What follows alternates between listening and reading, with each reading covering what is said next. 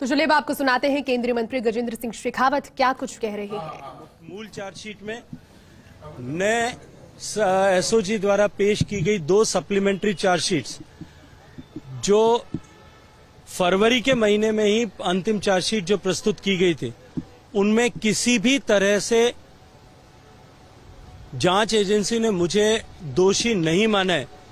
लेकिन उन्होंने सार्वजनिक रूप से मीडिया के सामने बात करते हुए मुझे अभियुक्त ऐसा करार दिया। न केवल मुझे दिया अपितु मेरे परिवार के जनों को भी अभियुक्त कहा और 21 तारीख को सारी हदें पार करते हुए उन्होंने मुझे,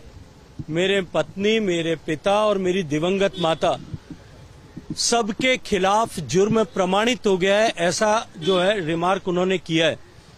और ये सारे विषय मैंने आज न्यायालय के संज्ञान में अपने जो है बयान दर्ज कराते हुए लाए हैं।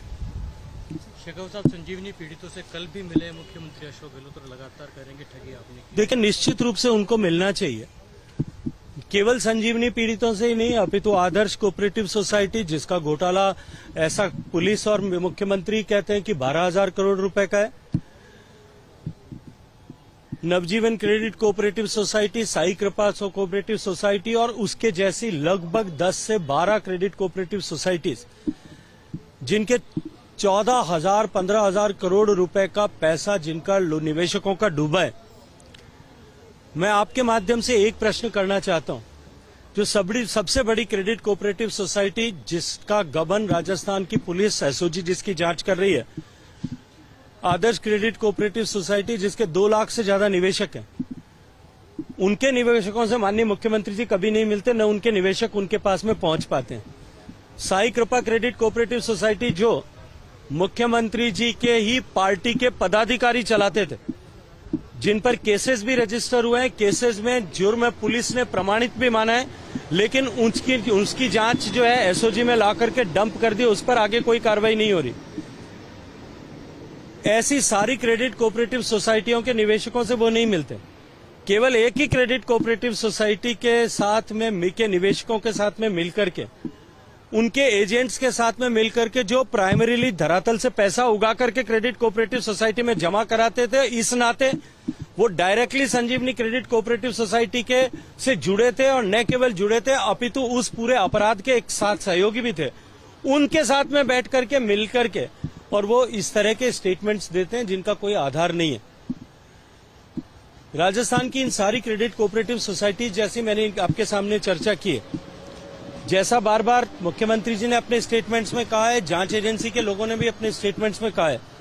कि उसमें लाखों लोगों का जो है निवेश प्रभावित हुआ है।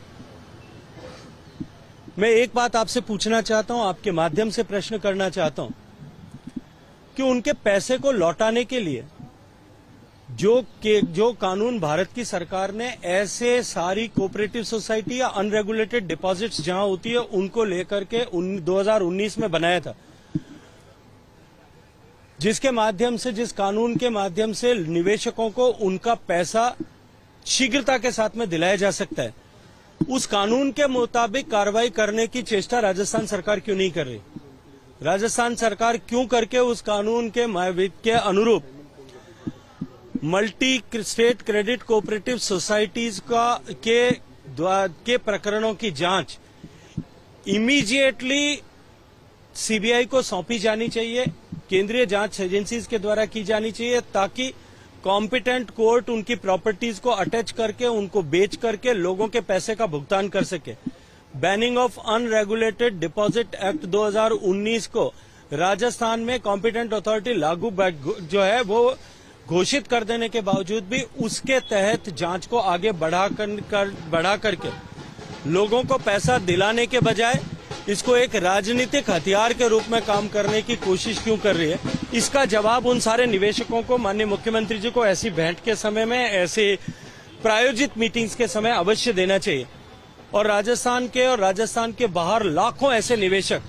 जिन्होंने इन सारी क्रेडिट कोऑपरेटिव सोसाइटीज में अपना पैसा गंवाया है, उनके पैसे को वापस भुगतान कराने के लिए जो कानून देश में आज की तारीख में लागू है, उस कानून के खिलाफ आचरण और व्यवहार राजस्थान की सरकार क्यों कर रही है? क्यों करके उन गरीब भोले भाले निवेशकों का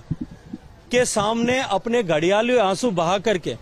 अपने राजनीतिक लाभ में के लिए उनका नुकसान करने की कोशिश वो क्यों कर रहे हैं, इसका जवाब उनको देना चाहिए। शेखावत सर, एक आखिरी सवाल है, जैसे जैसे विधानसभा चुनाव पास आता जा रहा है, आरोप प्रत्यारोप की राजनीति जो है राजस्थान में बहुत जोर से शुरू हो गई है। भारतीय जनता पार्टी लगातार कांग्रेस पे आरोप लगा रही है कि जिस तरीके से वहां पर बेरोजगारी को लेकर, कानून व्यवस्था को लेकर एक आतंक मचा हुआ है, उसको लेकर सीएम गहलोत को इस पे देखिए, लॉ एंड ऑर्डर के फ्रंट पे राजस्थान की सरकार पूर्णतया विफल हुई है।